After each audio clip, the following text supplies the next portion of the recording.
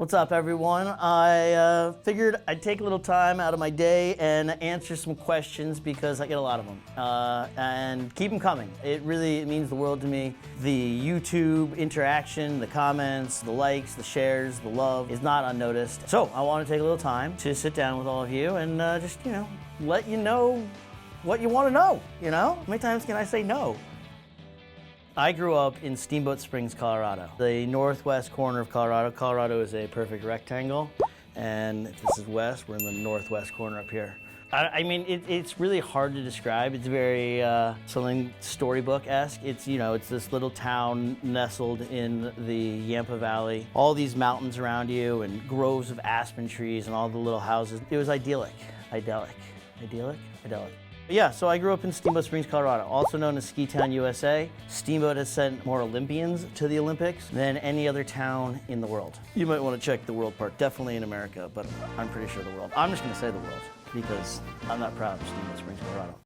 I ended up in New York because my family has New York ties. I moved back to New Jersey, where my grandparents came and literally started the American dream. My grandfather came from Scotland. He was youngest of 12, came over here, became successful in the world of scrap metal and bought this house in 1942. And it truly is like the Oliphant homestead. And I live there now and I'm working on it constantly. And that pretty much anchors my family. And that's what brought me to New Jersey, New York, this area.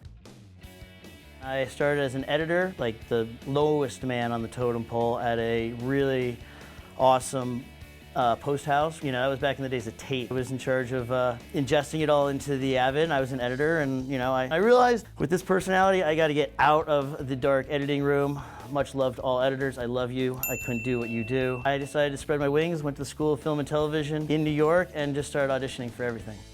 I got into home improvement basically from an early age. In my town, skiing in the winter, construction all summer long. If your family didn't work directly in construction, one of your friends' families did, and that was a way you were gonna make some dollars, manual labor. So I started with painting. For the first 2 years, I didn't even touch a brush. Sandpaper, plastic, staple gun, that, and a boombox.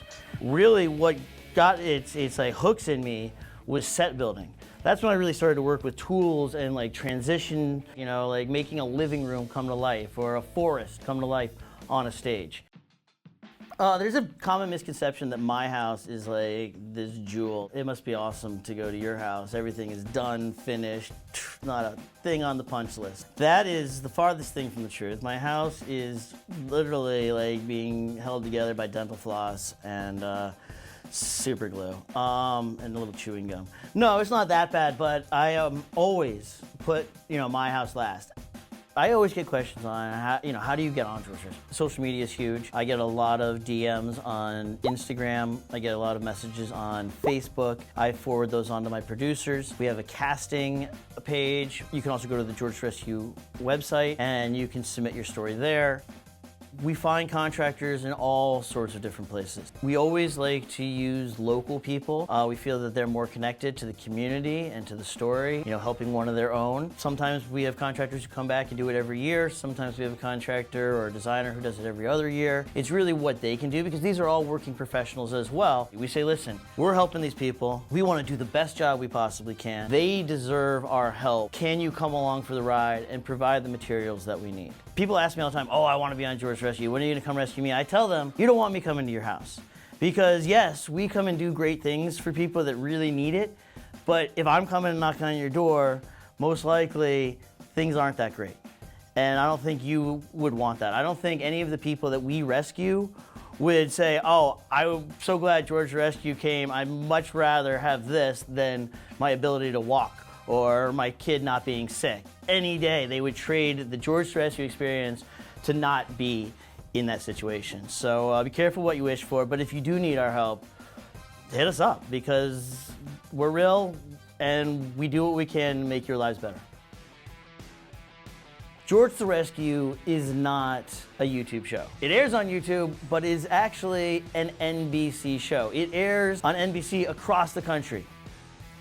Each year we shoot 12 episodes. And we shoot all year long. I was shooting yesterday, I was shooting 2 days ago, I'm shooting right now. People think they see these things on TV and they're like, oh, that took 22 minutes. And George didn't even change his shirt. Yeah, my shirts stink at the end of these things. I wear them for like 3 to 5 weeks, usually 5 weeks. I do wash them.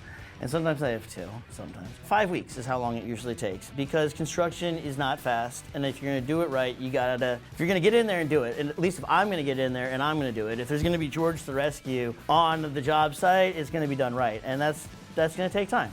But it's all in the name of the greater good of helping the community, helping these families, and being that change that they really need. Please continue to watch our videos, share our videos, find us on NBC, subscribe, comment, the works.